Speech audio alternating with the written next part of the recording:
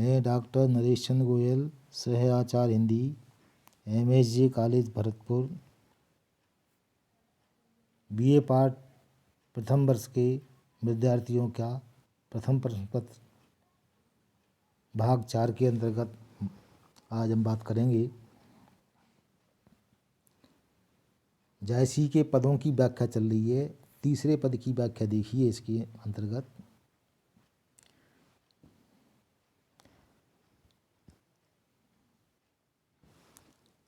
रतन सेन के माई सरस्वती, गोपी चंद जस मैनावती।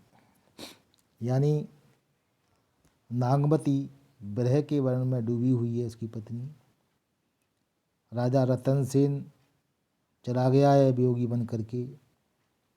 ऐसी स्थिति में उसकी जो माँ है सरस्वती, माँ रतन सेन के जाने पर अत्यंत दुखी हुई है। उसका दुख गोपी चंद जस मैनावती, रतन सेन के माँ सरस्वती, रतन सेन की जो माँ सरस्वती है वो गोपी चंद जैसी मैनावती बन गई है। अर्थात मैनावती उसका जैसे मैनावती का जिस प्रकार का दुख था वो अपने पुत्र गोपीचंद के जोगी हो जाने पर इतनी दुखी हुई थी, उसी प्रकार से सरस्वती नाम की जो रतन सेन की माँ है वो भी दुखी हुई है। दुखी हो रही है। अपने बेटे के दुख से वह रोते रोते नेत्रों से विहीन हो गई है। कह रही है, आधार बूढ़ सुतय दुख रोवा। आधार बूढ़ यानी वो कह रही है कि अपने बेटे के दुख से वह रोते रोते सत्येंद्र सिंह की माँ कहने लगी है, हे बेटे तू मेरी आधार भूमि था।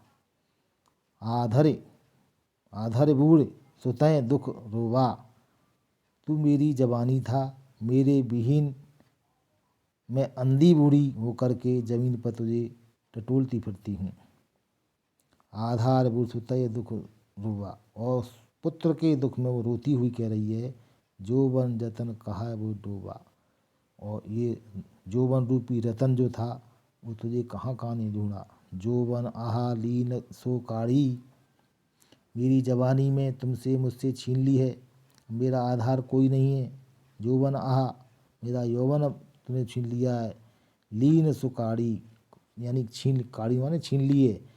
बिनु भय बिनु टेक करे कोठाड़ी, और मैं तेरे बिना, टेक माने सहारा, बिना सहारे के और मुझे कौन खड़ी करे। आजा तू चला गया यहाँ से, मैं तेरी वृद्ध माँ हूँ।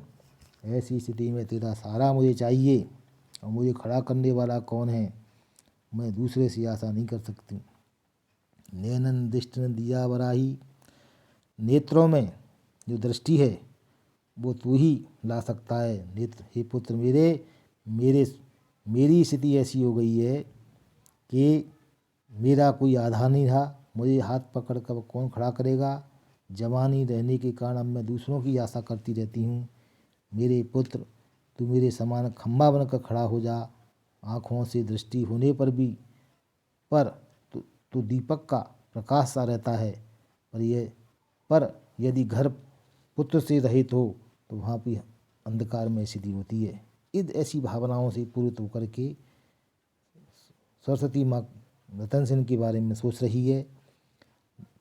नैनन दृष्टि दिया वराई, नेत्रों में दृष्टि नहीं है, और वराने यानी प्रकाश करने वाला नेत्रों में तू ही है। घर अंधियार पुतः जो नाई, पुत्र जो अगर घर में नहीं है अंधकार के समान है, और तू यानी ये अंधकार ही अंधकार छाया हुआ है।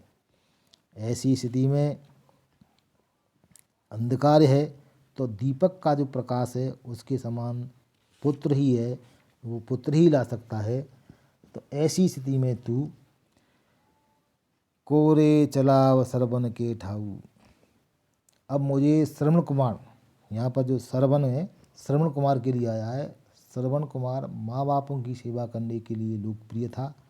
तो वो सरस्वती रतन सेन की माँ बता रही है, कोरे चलाव सरवन के ठाऊ, ऐसा कौन है जो सरवन के समान मुझे चलायमान करे, यानी दूसरी जगह से एक स्थान पर कौन पहुँचाए जो मेरा सहारा बनेगा।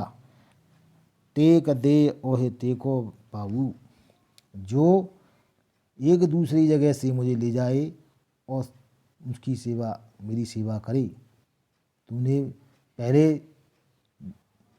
पहले तो तुमने भी श्रवण कुमार के समान विहंगी सजा दी थी मुझे, तो ऐसी स्थिति में तुम सरवन होए कावर सजी। तुम सरवन के समान कावर सजा करके, जैसे श्रवण कुमार ने कावर सजा करके तीर्थ यात्राओं पर निकला था, उसी प्रकार से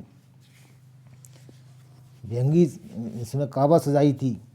और लेकिन अब तुम विहंगी को डाली पर लटका करके, यानी डाल लाए सो काहे थी, और डाली पर लटका करके मुझे काहे को तजी माने तज दिया है। सरवन सरवन के रही मुई सो कावर डारही लाग। तुम बिन पान न पावहीं दशरथ लावे आग। यानी यहाँ पर सरवन सरवन कह रही हुई, श्रवण कुमार करते हुए पुत्र का नाम लेते हुए रतन सेन की माँ डरते डरते मरने लगी है। ये पुत्र, तुम्हारे विरह में हमें पानी भी अच्छा नहीं लगता है। मुई सुकाबर डारें लाग, तुम बिन पान न पावें। तुम्हारे बिना पानी नहीं प्राप्त कर सकती मैं। तुम पानी लाओगे तभी मैं पानी की प्राप्त करूँ, अर्थात पानी भी अच्छा नहीं लगता। दशरथ लागे आग। दशरथ अब अग्नि के समान लगने लगा है मुझे, अच्छा नहीं लगता है। और अंदर से दशरथ रूपी विरह की अग्नि जली हुई है। अर्थात इस दशरथ रूपी अग्नि को शांत करने के लिए तुम दर्शन रूपी पानी देव और अपनी माँ को मृत्यु से बचाइए।